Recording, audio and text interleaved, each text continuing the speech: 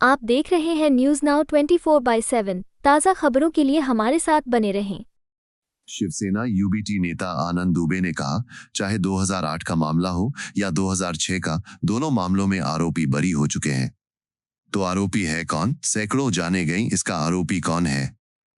ये सिस्टम की बहुत बड़ी विफलता है। एटीएस हो या एनआईए, एजेंसियां क्या कर रही हैं?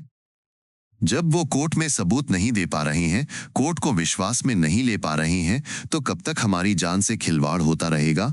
हम सवाल न पूछें तो क्या करें? आज केंद्र में भाजपा की सरकार है, राज्य में भी भाजपा की सरकार है, और इतने बड़े मामले में कोई आरोपी नहीं है। देखिए, 2008 का केस हो चाहे 2006 का केस हो, दोनों ही केसेस में जो आरोपी हैं वो निर्दोष बरी हो गए हैं। चाहे 2006 के केस में करीब करीब 12 लोग हों और चाहे 2008 के केस में 7 लोग हों, लेकिन हम ये नहीं पूछ पा रहे हैं कि आरोपी है कौन? जो सैकड़ों जाने गई, सैकड़ों लोग घायल हुए, इनका आरोपी कौन है भाई?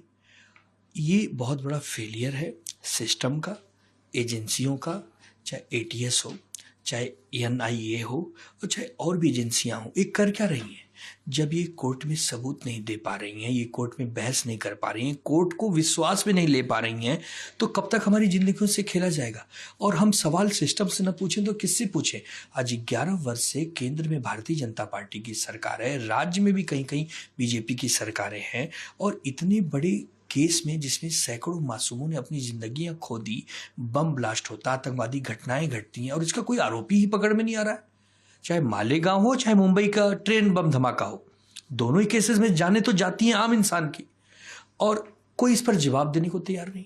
ये गृह मंत्री अमित शाह जी से हम निवेदन करेंगे कि बहुत हो गया, पार्टियों को तोड़ने में आपने समय बर्बाद कर दिया, पार्टियों का नाम चुराने में समय बर्बाद करवा दिया। अब तो कम से कम कुछ सकारात्मक काम कर लीजिए। जो असली गुनहगार हैं उनको पकड़ के जेलों में भेजने का काम करिए, वरना कानून व्यवस्था कैसे चलेगी? लोग बाहर के देशों से आके हमारे देश में बम फोड़ के भाग जा रहे हैं और हम उनको पकड़ ही नहीं पा रहे हैं, और हम हमारे देश के लोगों को पकड़ के जेलों में डाल देते हैं और बाद में मालूम पड़ता है 10-20 साल बाद ये निर्दोष थे। तो ये कैसी, मतलब ये कैसा राजनीति हम नहीं समझ पा रहे। ये कैसा शहर आप बनाना चाहते हैं या कैसी कानून व्यवस्था आप बनाना चाहते हैं? इस पर एक बहुत बड़े बहस, बहुत बड़े संवाद और डिस्कशन की आवश्यकता है।